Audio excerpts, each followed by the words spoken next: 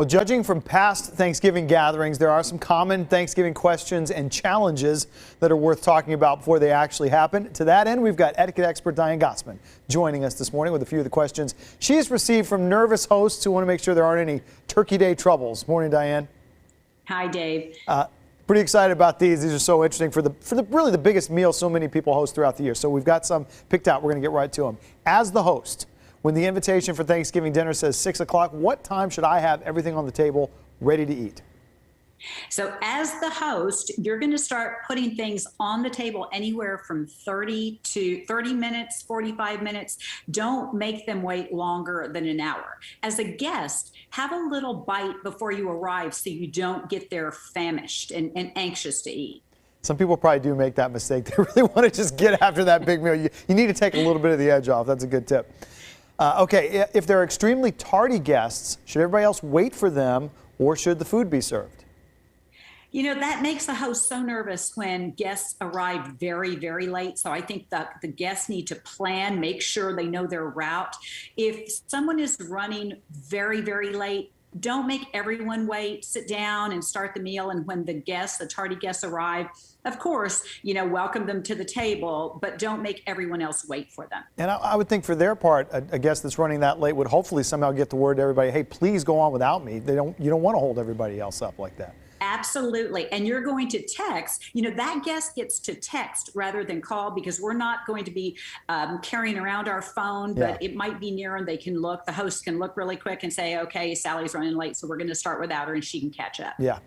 Is it impolite to ask the host what he or she will be serving in case they don't like what's on the menu? Obviously, at this meal, I hope we have an idea what's probably on most menus. Right? Okay, it is impolite unless you have a dietary restriction, a serious dietary restriction, an allergy that you need to make the host aware of. And in that case, you would say, you know, and of course, if it's family, you're going to know. But if these are guests, these are friends, and you tell the host, you know, I have a severe nut allergy, and would you mind if I brought something that I could share with everyone else? But you're not going to say, you know, I really don't like turkey. I've had turkey yesterday, you know, 2 days ago. What else? So it is impolite to ask unless you have a reason. You might get the award for worst guest ever if you say you don't like turkey, or hey, I had turkey 2 days before Thanksgiving. You're not getting the invite next year. Does the host have to give a parting gift to their guests? No. You know, it would be fun if the host has a little bag of treats or cookies to give each guest if he or she wants to, but it's certainly not necessary. And as the guest, don't ask for leftovers unless the host offers them. So don't ask for a to-go bag, in other words. Yeah. Again, you want to get invited back next year. That's the goal. And then finally, what about for the guest side? Flowers or some kind of thank you note? What's appropriate after the feast is over?